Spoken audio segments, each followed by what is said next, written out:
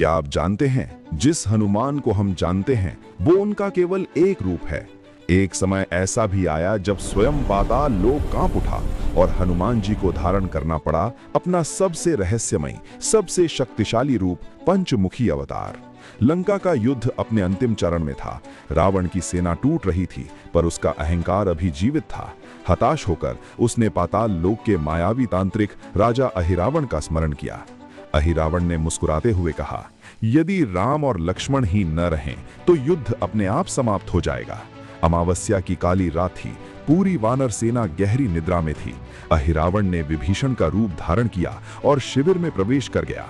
क्षण भर में उसने सोते हुए राम और लक्ष्मण को उठाया और अपनी मायावी शक्ति से उन्हें पाताल लोक ले गया। जब यह समाचार हनुमान को मिला, उनकी आंखों में अग्नि जल उठी। उन्होंने गर्जना की, जब तक प्रभु को वापस न लाऊं तब तक शांति नहीं। उन्होंने अपने चरणों से धरती को फाड़ दिया और सीधे पाताल लोक की ओर बढ़ चले। वहां उनका सामना हुआ मकरध्वज से, जिसने स्वयं को हनुमान का पुत्र बताया।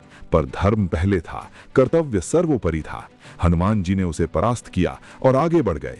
उधर अहिरावण ने राम और लक्ष्मण की बलि की तैयारी कर ली थी। चारों ओर 5 दिशाओं में 5 दिव्य दीप जल रहे थे।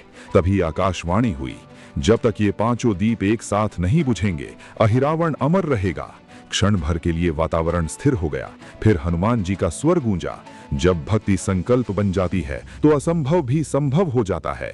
और तभी उनका शरीर तेजोमय हो उठा। प्रकट हुआ दिव्य पंचमुखी स्वरूप। पूर्व दिशा में वराह, पश्चिम में गरुड़, उत्तर में नरसिंह, दक्षिण में हयग्रीव और मध्य में स्वयं महाबली हनुमान। एक ही क्षण में 5 मुखों से प्रचंड श्वास निकली और 5 दीप एक साथ बुझ गए।